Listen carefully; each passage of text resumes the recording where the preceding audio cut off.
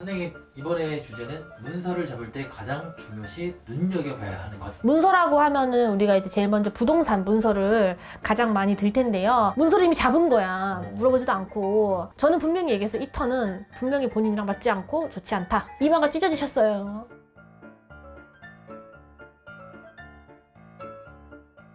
안녕하세요. 영지선녀입니다. 네, 선생님 안녕하세요. 네, 안녕하세요. 선생님, 이번에 주제는 문서를 잡을 때 가장 중요시 눈여겨봐야 하는 것. 네, 문서를 잡을 때 가장 중요시 눈여겨봐야 하는 것. 문서라고 하면은 우리가 이제 제일 먼저 부동산 문서를 가장 많이 들 텐데요. 저는 부동산 문서를 잡으실 때 물론 부동산 자체의 하자 문제나 이런 거, 어떤 뭐 계약의 문제, 요즘 막 사기, 전세 사기 이런 것도 많잖아요. 그런 거는 인간이 봐야 될 부분이라고 생각하고요. 그 다음에 신적으로, 우리가 영적으로 봐야 될 거는 터라고 할 수 있겠죠. 제일 중요한 것은. 뭐니 해도 터를 보셔야지 된다. 그래서 저는 항상 우리 신도들한테도 얘기해요. 터를 골라서 들어갈 때는 터점을 봐라. 터를 보고 들어가야지 된다. 아무 터에나 들어가시면 안 된다. 이런 얘기를 해요. 근데 얼마 전에도 그런 일이 있었어요.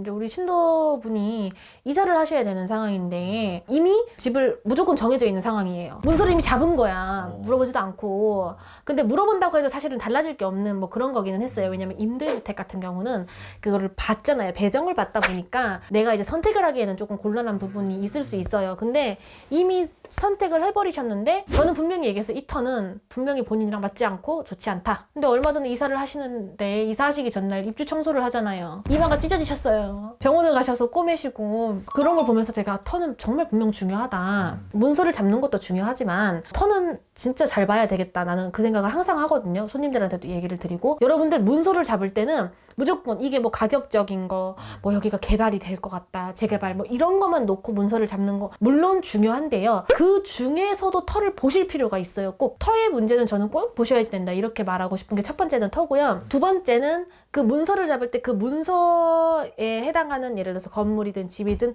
거기에 또 주변을 좀 보셔야 된다고 생각해요. 예를 들어서 막 여기에 무슨 기운이 안 좋은 어떤 뭐 저수지가 있다거나 나는 물이랑 맞지 않는데 오션뷰 뭐 한강뷰 맞는 뷰들이 있잖아요. 그 집에서 병원 보이면 안 좋다는데 맞나요?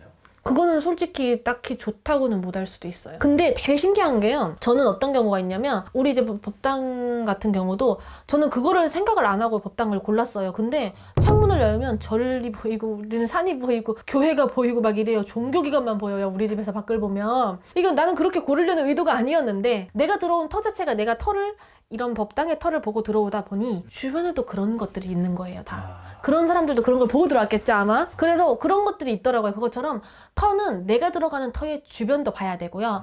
또 문서를 잡을 때는 그 전 주인이 어떻게 됐는지를 아셔야지 돼요. 예를 들어서 우리가 이사를 가는데 집에 우리 아들이 서울대를 가야 돼. 예를 들어서. 근데 이사를 가야 되는데 그 집 아들이 예를 들어서 하버드를 간 집이 있다. 들어가셔야 됩니다. 그런 집으로. 그것처럼 그 전 주인이 어떻게 됐는지도 굉장히 중요해요. 그래서 문제인 게 경매 물건들은 좀 항상 잘 보고 가셔야 된다고 제가 항상 얘기를 해요. 경매에 나온 물건들은 사실은 망했거나 뭐가 안 좋아졌거나 빨간 딱지가 붙었거나 이랬을 경우에 경매로 물건들이 나오는데 그 주인의 상황을 좀 잘 보셔야지 될 것 같아요. 물론 무조건 경매 나오는 터가 안 좋은 건 아니에요. 그때 그 주인의 운만 안 좋아서 터는 멀쩡한데 그 주인이 상문이 꼈던지 살을 맞았던 뭐 안 좋을 수 있잖아요. 뭐 그 집 조상에 문제가 있던지 그럴 경우에는 내가 들어가서 그 터를 닦아놓으면 나는 괜찮아요. 근데 그 터의 문제 플러스 그 주인이 그런 걸로 인해서 잘못된 터에 들어간다면 나도 그렇게 될 수 있다는 거죠.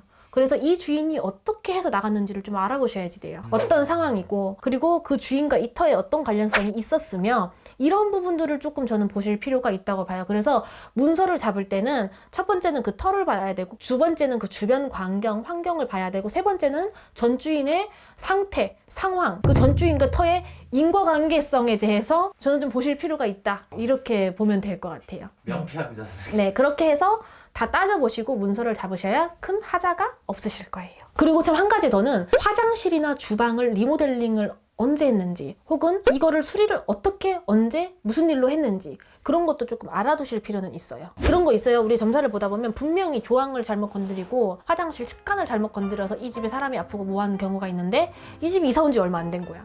그래서 모르는 거지. 이 집에 어떤 이슈가 있었는지.